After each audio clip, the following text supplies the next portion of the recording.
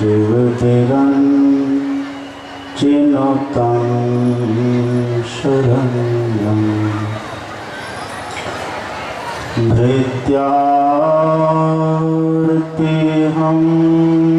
प्रणतपाल भवाब्धिपोतं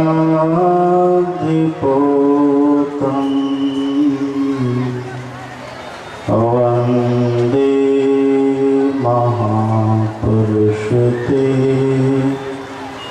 चरणारविन्दं।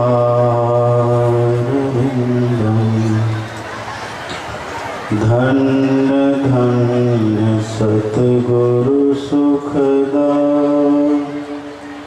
महिमा कही न जाए।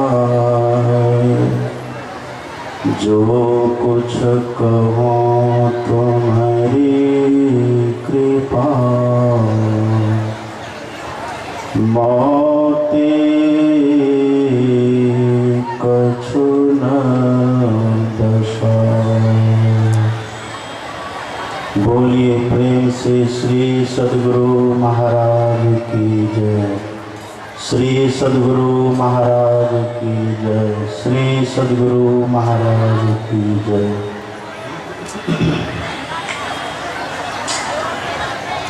अपने आवास में उपस्थित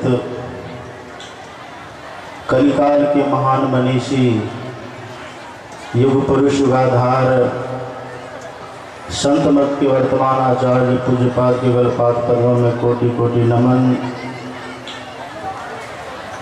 इस पावन स्थल पर मंचासीन अर्चनीय वंदनीय बुद्ध मंगल में साधु समाज के श्री चरणों में कोटि कोटि नमन। परम आदरणीय सत्संग प्रेमी महानुभावों, पूजनीय माताओं तथा भक्तिमती बहनों, अभी हम लोगों ने पाठ में सुना था गुरनिषाद और लक्ष्मण संवाद।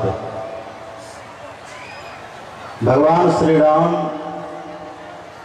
और माता सीता ये दोनों ही पत्तों की सैया पर सो रहे हैं। उस दृश्य को जब गुरनिषाद ने देखा है तो निषाद के मन में विषाद हो गया और गुरनिषाद कहता है, कैकई नंदिनी मंदमती कठिन कुटिल पनुकिन्न जही रघुवीर जानकी ही सुख अवसर दुख दिन्न। गुरनिषाद ने कहा कि आज यहाँ राम और सीता ये दोनों जो यहाँ पत्तों की सैया पर सो रहे हैं और पत्तों की सैया पर सो करके ये दोनों दुखी हो रहे हैं, इन दोनों के दुख का हेतु वो मंदमती कैकई है। यदि आज कैकई नहीं होती और कैकई की कुमंत्रणा नहीं होती तो आज यहाँ दोनों को पत्तों की सैया पर सोना नहीं पड़ता। इन दोनों के दुख का मूल कारण, मूल हेतु, मूल वजह जो है गुरनिषाद ने कहा वो कैकई है। गुरनिषाद ने कह तो दिया, किंतु लक्ष्मण जी ने जब सुना है तो लक्ष्मण जी ने गुरनिषाद के किसी ज्ञान का, उसके इस विचार का खंडन किया है। लक्ष्मण जी ने कहा, और हम लोगों ने पाठ में सुना कितना अच्छा बोले और बड़ा मधुर बोले हैं। तुलसीदास जी लिखते हैं, बोले लखन, लक्ष्मण ने बोला, बोले लखन मधुर मृदुबानी, मीठा बोलते हैं और मृदु बोलते हैं। और इनके वचन में जो मृदुता है, ये मधुरता है, ये कहाँ से आई? अब वास्तव में लक्ष्मण जी की तरह ही सबको बोलना चाहिए, बोलने का ढंग आना चाहिए, बोलने की कला होनी चाहिए। कबीर साहब कहते हैं, वाणी ऐसी बोलिए मन का आपा खोए, औरन को शीतल करे आपहु शीतल होए। ऐसा वचन बोलिए, ऐसी वाणी बोलिए कि हमारी वाणी को जो कोई सुने वह भी शीतल हो, शांत हो, उनके जीवन में उद्वेग न हो और हम खुद शांत तो हो ही। लेकिन ये होगा कैसे? यदि कोई बनावटी करे तब नहीं होगा। ये स्थिति कब आती जीवन में? बोले लखन मधुर मृदु वाणी। लक्ष्मण जी की वाणी में जो मधुरता है, जो मृदुता है, ये कहाँ से आई है? तो ज्ञान वैराग भगति रस सानी। लक्ष्मण जी महाराज के भीतर ज्ञान है, वैराग है और भक्ति है। इन तीनों का समावेश जहाँ होता है, इन तीनों का सम्मिश्रण जहाँ होता है, वहाँ पर जीवन में स्वतः मधुरता आती है, मृदुता आती है, कोमलता आती है और सारे सद्गुण हमारे जीवन में आते हैं। और वास्तव में जो हमारे भीतर होता है ना, वही वाणी से बाहर निकलता है। तो लक्ष्मण जी ने बहुत अच्छा कहा और गोनिषाद के मत का खंडन किया। लक्ष्मण जी ने कहा, को न काहो सुख दुख कर दाता, निज कृत कर्म भोग सुनो भ्राता। हे भाई, संसार में न कोई किसी को सुख देता है, न कोई किसी को दुख देता है, परंतु संसार में जो जैसा कर्म करता है, अपने ही कर्मों का फल व्यक्ति सुख अथवा दुख भोगता है। लक्ष्मी पति अपनी करनी फल, सुख दुख पावत प्राणी।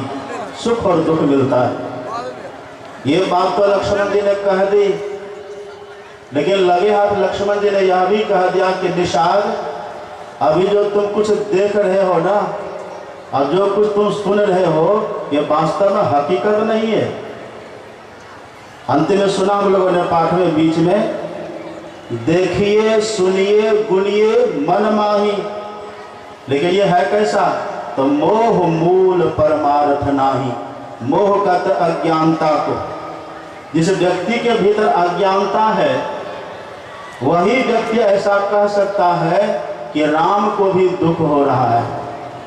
लक्ष्मण जी ने कहा राम दुखी नहीं है। गुलशान ने तो कहा था दुख दिन, मतलब दुखी हो रहे हैं। लेकिन लक्ष्मण जी कहते कि नहीं नहीं, राम को दुख नहीं है, ये तो इनकी लीला है। ये लीला बस ये दिखला रहे हैं, यहाँ पत्तों की सैया पर सो रहे हैं और ये दुखी हो रहे हैं। हकीकत में है क्या? वास्तव में क्या है? अभी हम लोगों ने पाठ में सुना था, लक्ष्मण जी ने कहा भगत भूमि भूसुर सुरभि, असुरहित लागी कृपाल, करत चरित्र धरि मनुज तन, सुनत मिटही जग जाल। यहाँ पर भगवान मानव का तन धर करके आए हैं। तो मानव के तन में यदि कोई रहेंगे, इस मानव के शरीर को ही भोग प्रधान, कर्म प्रधान शरीर कहा गया है। यह शरीर कर्म प्रधान शरीर है। तो भगवान ये लीला करते हैं, इस शरीर में यदि कोई रहेंगे तो कर्म करेंगे और कर्म का फल सुख अथवा दुख निश्चित रूप से जीवन में आता है। लेकिन एक सूत्र भगवान ने दिया। क्या सूत्र दिया? यहाँ पर भगवान श्री राम पत्तों की सैया पर सो तो रहे हैं, तभी भगवान प्रसन्न है, भगवान मुस्कुरा रहे हैं। उनके भीतर में सुख अथवा दुख का एहसास नहीं है। ऐसा क्यों है? ऐसा इसीलिए है कि राम के साथ में सीता भी है। अगर सीता नहीं होती तो वास्तव में राम दुखी होते। लेकिन राम एक यहाँ पर आदर्श दे रहे हैं कि देखो मेरे साथ सीता है और सीता के रहने से हम दुखी नहीं हैं। और मैंने पहले भी कहा था, सीता प्रतीक किसका है? सीता ये भक्ति का प्रतीक है, भक्ति स्वरूपा है सीता।